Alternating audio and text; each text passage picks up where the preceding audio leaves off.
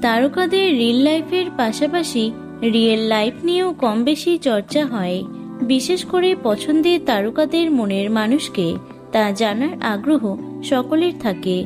অনেকে ধারাবাহিকে অভিনয় করতে গিয়ে একে অপরের প্রেমে পড়েন, আবার অনেকের মনের মানুষ ইন্ডাস্ট্রির সঙ্গে যুক্ত নন। এই ভিডিওতে তেমনই কিছু কাপলের সম্পর্কে জেনে নেব।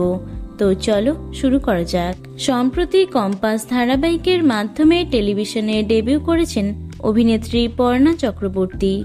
ধারাবাহিকের গল্প এগোনোর সাথে সাথে তার জনপ্রিয়তাও বাড়ছে।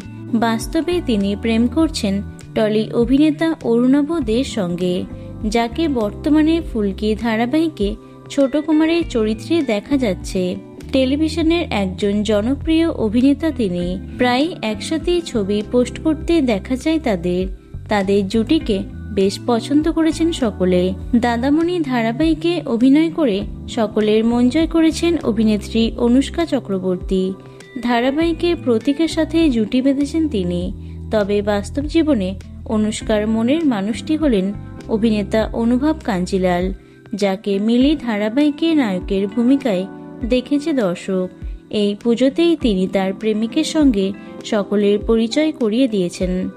অভিনেত্রী দিব্যানী মণ্ডল, যাকে সকলে ফুলকি নামেই চেনে। পর্দায় ফুলকির পার্টনার রোহিত অর্থাৎ অভিনেতা অভিষেক বোস। তবে বাস্তবে দিব্যানীর প্রেমিকের নাম জয়পাল, যিনি পেশায় একজন মেকআপ আর্টিস্ট। যে কোনো অনুষ্ঠানে একসাথে দেখা যায় তাদের, এবং সেই সমস্ত মিষ্টি মুহূর্তগুলো তারা প্রায়ই সোশ্যাল মিডিয়ায় শেয়ার করেন। অভিনেতা তথাগত মুখার্জি, যিনি বাংলা টেলিভিশনের একজন জনপ্রিয় নায়ক এবং পরিচালক, সম্প্রতি তার প্রেমিকাকে প্রকাশ্যে এনেছেন তিনি। রাজ সিনেমার সেটেই প্রেমের সূত্রপাত তাদের। তথাগতর বর্তমান প্রেমিকার নাম আলোকবর্ষা বসু। প্রায়ই একসঙ্গে ছবি পোস্ট করতে দেখা যায় তাদের। প্রসঙ্গত, এর আগে দুবার বিয়ে হয়েছিল অভিনেতার।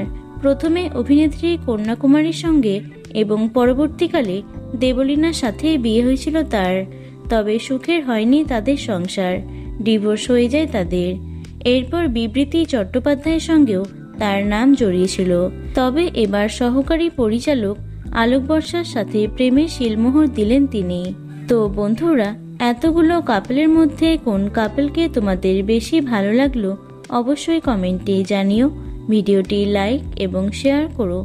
এছাড়াও টলি দুনিয়ার অন্যান্য খবর পেতে চ্যানেলটি অবশ্যই সাবস্ক্রাইব করে রেখো। ধন্যবাদ।